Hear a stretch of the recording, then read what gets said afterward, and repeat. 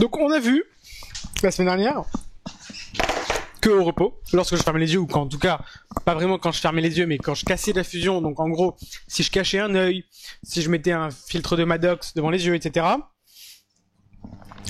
nos yeux pouvaient soit partir vers l'extérieur, soit rentrer vers l'intérieur, soit être tout droit, d'accord? Donc ça, c'est ce qu'on appelle l'éphorie. D'accord? Forcément, c'est ce qu'on appelle l'éphorie dans le plan horizontal, parce que les yeux sont dans le plan horizontal, enfin, tournent dans le plan horizontal. D'accord?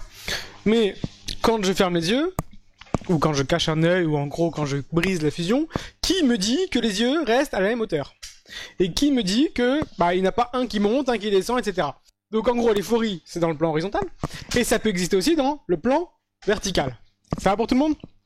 Alors, l'idée ici, c'est que on va devoir faire un couple oculaire.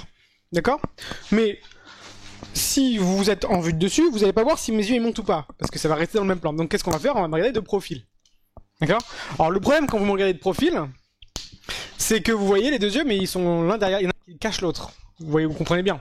Donc nous, pour schématiser ce couple oculaire-là, qu'est-ce qu'on va faire? On va pas vraiment faire une vue de profil, même si on va l'appeler vue de profil.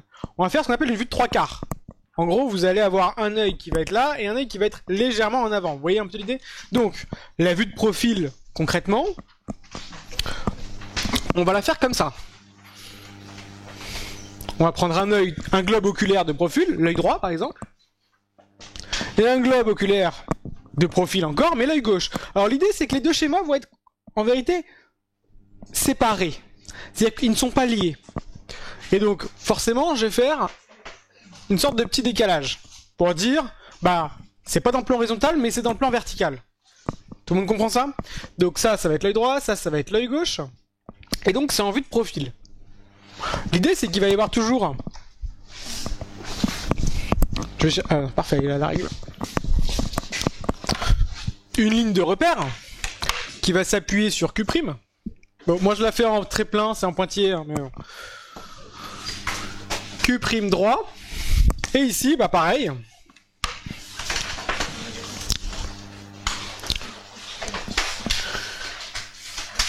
Q' gauche. Ça va pour tout le monde? Et l'idée, c'est on va savoir, est-ce que lui monte ou descend? Pas rentre vers l'intérieur ou vers l'extérieur, monte ou descend, parce qu'il est vu de profil. Lui aussi, est-ce qu'il monte ou est-ce qu'il descend? Alors, sachant que là, c'est considéré comme droit. D'accord? C'est un repère pour voir droit. Alors, l'idée, c'est que si on a ça, S qui est aligné avec S et Q'? F'. Ouais. Parce que mon patron il a pas sorti cette 3 heures. Allez-y. Sinon, ça va mal se passer. Donc, l'idée c'est quoi? C'est que si je suis dans une position comme ça, alors, mes deux yeux, je les considérerai comme alignés, en tout cas à la même hauteur. D'accord? Si, au lieu d'être comme ça par exemple, mon œil droit, il monte. Il monte. Ouais, l'œil droit monte. Alors, pour l'instant, c'est pas un schéma conventionnel, hein, c'est juste pour vous expliquer un petit peu comment ça marche. Si mon œil droit monte, lorsque je cache mon œil droit, par exemple, donc j'ai plus de stimulus fusionnel, mes deux yeux ne vont pas être à la même hauteur parce qu'ils ont aucun intérêt à être à la même hauteur, ils ont intérêt à être au repos. Enfin, en tout cas, l'œil droit. Donc il se dit, je veux au repos, hop, je monte. C'est ma position de repos. Ça, c'est ce qu'on appelle une hyperphorie. Eh ben non! Droite sur gauche. Parce que l'œil droit est au-dessus de l'œil gauche. Vous comprenez? Ça va pour tout le monde? Attention, c'est le... Ah, attention, là faut que j'enlève ça, hein, forcément. Donc il faudrait que je fasse ce qu'on appelle une ligne de regard. LR, œil droit, et ici LR, œil gauche. Et donc là, F'D. Comme l'œil droit est monté, il est au-dessus de l'œil gauche. Donc c'est ce qu'on appelle une hyperphorie droite sur gauche. Il y en a, pour se compliquer la vie, qui disent que c'est quoi? Une hypophorie gauche sur droite. Comprenez un peu l'idée? Moi, vous saurez pas ce que c'est qu'une hypophorie. Vous apprendrez ce que c'est qu'une hyperphorie. D'accord? Vous baserez toujours sur celui qui est quoi? Qui est au-dessus. Alors, on va voir un peu ce qui se passe quand il est au-dessus. Regardez bien. Vous allez voir ce qui va se passer. C'est très délicat. Donc je vais faire exactement la même chose. Je vais utiliser ce qu'on appelle un filtre de Maddox. Ce qui fait que forcément, il y a un œil qui va voir quoi? Une droite, et l'autre qui va voir un point. Comme ils vont pas voir la même chose, ils vont se mettre au repos. Si il y a une hyperphorie droite sur gauche ou gauche sur droite, qu'est-ce qui va se passer? Bah, les rayons ne vont pas être alignés, les images vont pas être dans des endroits correspondants, ce qui fait que la droite, alors forcément quand on mesure, écoutez bien, quand on mesure une hyperphorie, si on prend un filtre de Maddox qui affiche une droite verticale, on va pas savoir si elle est montée ou pas. Ouais, tout le monde comprend ça? Donc au lieu de prendre une droite verticale, qu'est-ce qu'on va prendre? Une horizontale. Et on va voir plutôt si elle arrive à monter ou pas. Donc le filtre de Maddox, je vous avais dit que c'était quoi? C'était un plan cylindrique. Un verre cylindrique, oui. Très fort cylindre. Qui, en gros, à l'époque de tout à l'heure, enfin de la semaine dernière, qui faisait quoi? Qui mettait une image ici et une image sur la rétine. Ce qui fait que ça donnait ce qu'on appelle une focale. Et on voulait que ce soit une droite verticale. Donc qui était là? C'était 90. D'accord? Et bah là, si je retourne le verre, bah, les deux vont changer de place. Ce qui fait qu'automatiquement, le grand axe va être 0 et on va avoir une grande tâche horizontale. Enfin une focale horizontale. Ça va pour tout le monde? Pour l'instant ça va? Alors, donc, pour les hyperphories, forcément, on va utiliser un filtre de Maddox qui affiche une droite horizontale. Ça va pour tout le monde? Alors, à partir de ce moment-là, je vais faire le vrai schéma. J'efface. Regardez bien comment ça marche. Comme pour les phories horizontales, il y a 3 schémas.